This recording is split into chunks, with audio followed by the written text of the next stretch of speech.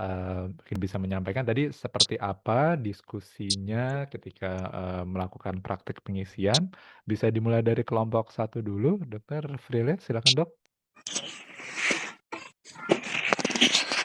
Terima kasih Dokter Alfi, silahkan saya mempersilahkan Dokter Sinta untuk bisa mewakili ya, tadi apa saja yang sudah kita diskusikan. Silahkan Dokter Sinta. Ya, baik, Assalamualaikum warahmatullahi wabarakatuh.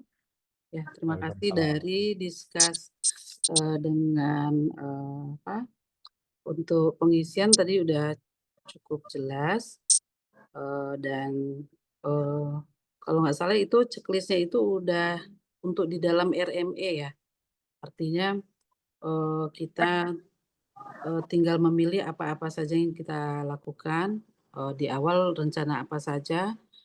Nah, cuman tadi memang dalam proses pembelajaran pengisian tadi muncul apa ya dari apa yang sudah dipelajari, eh, saya teringat ada kendala yang sedang kita hadapi saat ini. Jadi di dalam format tadi ada bacaannya terapi fase rumatan. Nah, yang jadi kendala tadi sempat didiskusikan untuk juga mungkin berbagi pengalaman pada teman-teman di rumah sakit daerah ataupun rumah sakit provinsi yang lain.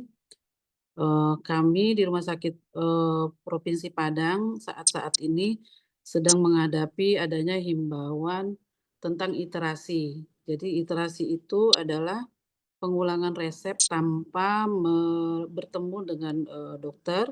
Jadi resepnya diulang, hanya pasien langsung ke farmasi gitu. Itu 2 kali kunjungan ya. Jadi nanti baru kunjungan yang ketiganya baru bertemu lagi. Jadi saya sempat berpikir kalau himbauan ini harus patuh dipenuhi, artinya apa nanti tidak ada kendala lagi, kapan kami akan mereschedule-kan untuk psikoterapinya, baik itu untuk bentuk CBT ataupun psikodinamik gitu ya. Karena iterasi ini sendiri kalau tidak salah saya itu memang ada peraturan menterinya gitu, udah dalam bentuk peraturan seperti hal yang sudah baku. Jadi mungkin butuh petunjuk dari teman-teman lain, apakah teman lain nggak ada kendala seperti itu atau bisa mengatasinya dengan trik-trik sendiri, sehingga tujuan untuk psikoterapi ini betul-betul kami juga bisa ikut melaksanakan di rumah sakit khusus jiwa, terutama ini kan rumah sakit jiwa khusus kalau nggak bisa bikin psikoterapi, eee, ya apa namanya gitu, rumah sakit jiwa tapi nggak ada psikoterapi di dalamnya gitu. Mungkin itu saja dulu yang bisa eee eee, saya sampaikan dalam perbincangan grup tadi. Terima kasih. Baik, terima kasih banyak Dokter Sinta. Dari Dokter Frile mungkin ada tambahan Dok tadi dari hasil diskusinya? Sudah Dok, tadi sudah diskusikan dan dijelaskan lebih lanjut oleh Dokter Yani. Baik, terima kasih banyak. Baik, tadi dari kelompok satu ya. Jadi ya ada berbagi pengalaman juga ya tadi dari cara untuk mengisi. Ternyata apa mungkin nih bisa jadi gitu ya berkaitan sama aturan-aturan yang mungkin sudah ada seperti itu. Dan mungkin tadi kalau misalnya kita perhatikan tentang iterasi ya Dokter Sinta tadi ya yang mungkin berpotensi gitu tadi berkaitan seperti itu. Baik, oke mungkin kita lanjutkan di kelompok dua dari Dokter Eli. Silakan Dok. Misalnya Ya, terima ada kasih yang Dokter dari Alfi. hasil diskusi tadi.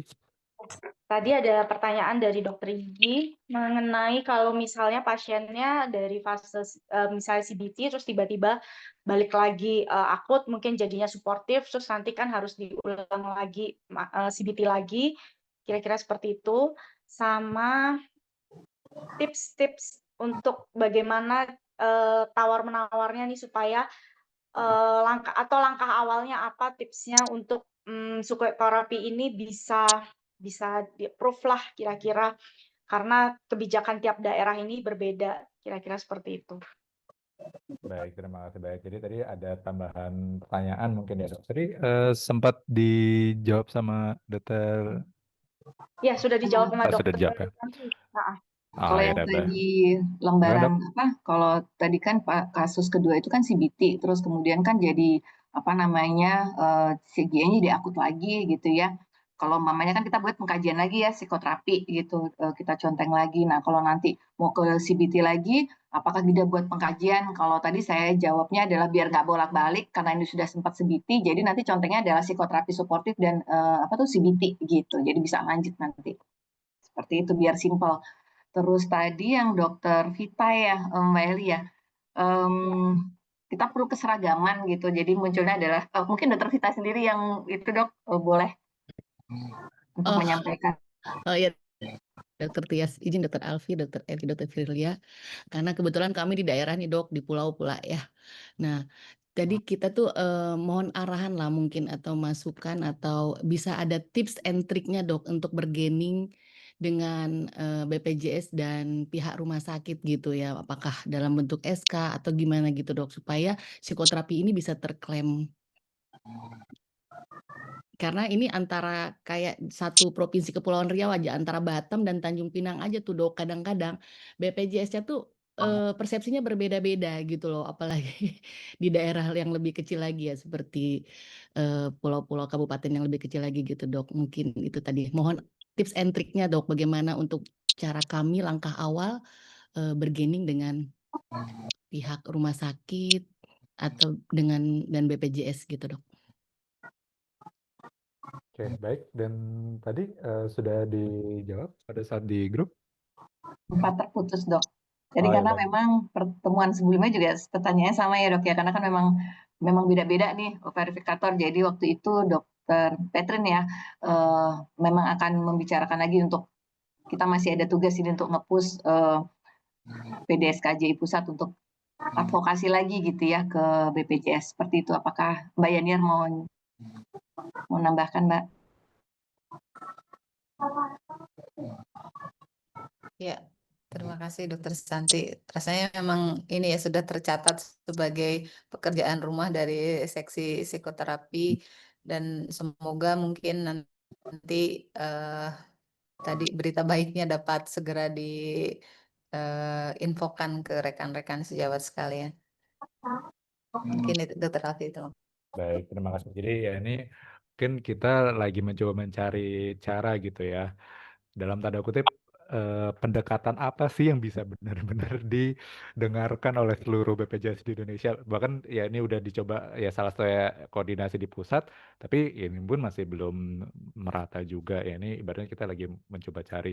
Ya apakah tadi mungkin dari keterangan Dokter Vita, apakah mungkin perlu sebuah SK misalnya ya, ya mungkin dari BPJS itu sendiri kali ya yang ada SK-nya gitu, yang bisa mengacu dari sana yang mungkin ada kerjasama juga dengan PDSKJI. Jadi ibaratnya surat sakti apa nih atau pendekatan sakti apa nih gitu ya Iya benar yang Dokter bisa Alfi. dicontohkan. Ya Iya, biasanya kalau dengan SK gitu mereka agak lebih percaya gitu loh dok. Kalau kami bergaining dengan membawa bekal SK gitu ya, apalagi dari perhimpunan pusat ya, mungkin pihak BPJS ya gimana berarti satu nasional kita kan memang panduannya ke sana dok. Dengan sangat senang hati kalau udah ada SK dari psikoterapi, seksi psikoterapi. Terima kasih dok. baik, terima kasih baik Dokter Vita. Ya. Oke, baik kita lanjut ke kelompok ketiga terakhir tadi bersama saya untuk didampingi. Mungkin kalau dari Dokter Agus, boleh dok mungkin untuk menceritakan sedikit bagaimana tadi dok dari hasil diskusi dan mungkin pengisiannya tadi dok.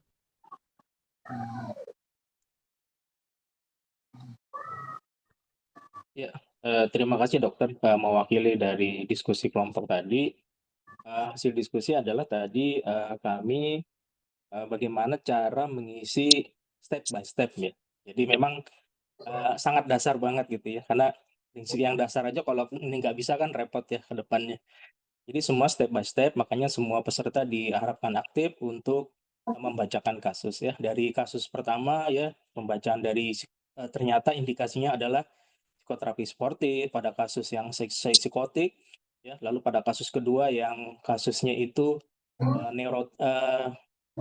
bipolar ya pada episode depresi, ternyata dia indikasinya adalah pengkajian kebutuhan psikoterapinya itu cognitive behavior therapy.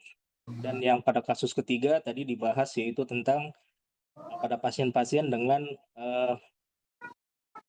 pengkajian kebutuhan psikoterapi psikodinamik ya, dengan adanya permasalahan di masa lampau ya. Nah, salah satu poin penting juga tadi yang dipertanyakan adalah bagaimana jika pada semua kasus yang ditangani itu ternyata terjadi eksaserbasi ketika sudah melewati fase akut, sudah menjalani fase rumatan, dalam perjalanan terjadi eksaserbasi ya. Jadi ternyata tadi diajarkan oleh Dokter Alfi ya, kita kembali lagi pada formulir pengkajian psikoterapi di awal, ternyata dia membutuhkan tata laksana di fase akut. Namun ada catatan khusus kita tadi dokter ya, bahwa walaupun di sana pengkajiannya adalah fase akut, tapi ternyata pengisiannya dia follow up. Nah, gitu. Itu tadi yang uniknya gitu, yang tadi kita nggak pernah dapat di awal. Oh, ternyata catatannya adalah follow up.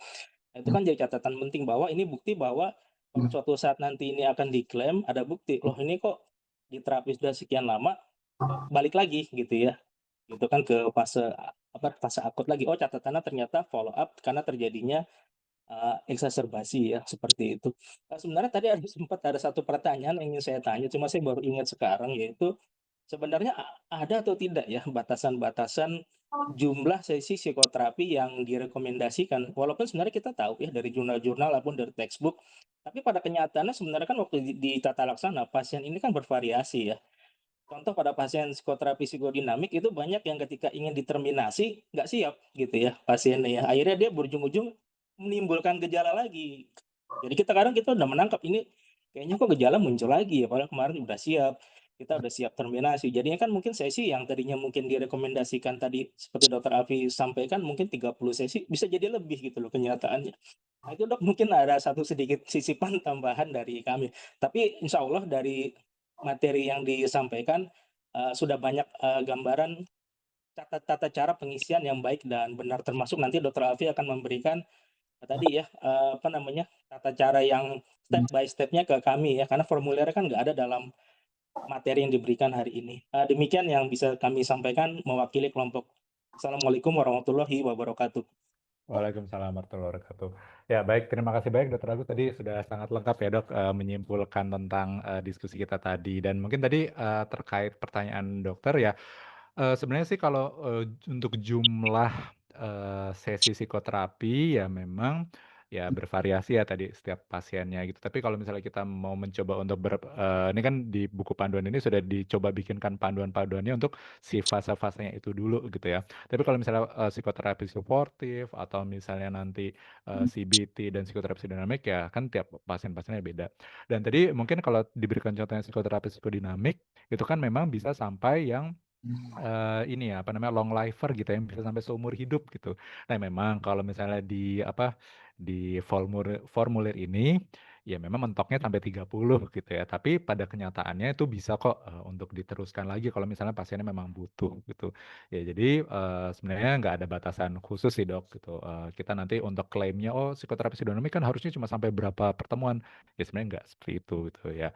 Kalaupun tadi fase akut kan dibilangnya cuma 8 sesi gitu. Nah, ternyata dia masih akut lebih dari 8 sesi, ya kita nggak apa-apa, kita balikin lagi ke fase akut pertama misalnya gitu, ya balik lagi gitu. Jadi ya kita tanganin lagi sampai 8 ya mungkin bisa balik lagi gitu. Nah, jadi boleh seperti itu Dok, tergantung kebutuhannya pasien. Dan selama ini sih alhamdulillah nggak pernah ada apa ya, istilahnya apa ya, dispute karena ya pasien ini kok di psikodinamik terus sampai ber puluhan sesi gitu. Ya rasanya sih nggak, alhamdulillah sih sejauh ini nggak ada. Jadi aman, insya Allah seperti itu. Baik, ya terima kasih banyak. Tadi kita sudah mendiskusikan ya di pleno ini tentang apa-apa saja yang muncul gitu ya, isu-isu terkait pengisian panduan pelayanan psikoterapi, dan alhamdulillah mudah-mudahan bisa membantu kita ya untuk menjadi bayangan nantinya ketika kita mulai menerapkan ini ke pasien-pasien kita nanti, dan mudah-mudahan bisa juga dilanjutkan untuk klaim psikoterapi di tempat masing-masing. Dan sambil mudah-mudahan dari seksi psikoterapi PDSKJI ya juga berjuang ya sama-sama ya gitu untuk bisa menggolkan ini. Terima kasih banyak atas seluruh peserta yang hadir dari narasumber kita, Dr. Frilia, Dr. Elitania, teman-teman seksi psikoterapi PDSKJI, dan tadi ketua-ketua PDSKJI cabang dan tentunya Dr. Petrin atas kehadiran di diseminasi ini. Sebelum kita akhiri, kita berfoto terlebih dahulu. Silakan dokter-dokter izin untuk membuka kameranya supaya kita lakukan pemotretan. Tak, saya beri aba-aba ya dok. Oke, ada 3 halaman. Baik, saya akan mulai. 1, 2, 3. Halaman pertama, halaman kedua. 1, 2, 3. Bentar. 1, 2, 3, halaman kedua. Oke, terakhir halaman ketiga. 1, 2, 3. Oke, baik. Sudah selesai untuk kegiatan acara diseminasi ini. Sekali lagi terima kasih kepada seluruh peserta dan pihak-pihak yang terlibat dalam acara ini. Mudah-mudahan ilmu yang kita dapat hari ini bisa bermanfaat untuk kedepannya bagi kita semua dan pasien. Terima kasih. Wassalamualaikum warahmatullahi wabarakatuh. Acara ini ditutup. Waalaikumsalam Waalaikumsalam warahmatullahi wabarakatuh. Waalaikumsalam warahmatullahi Terima kasih. wabarakatuh.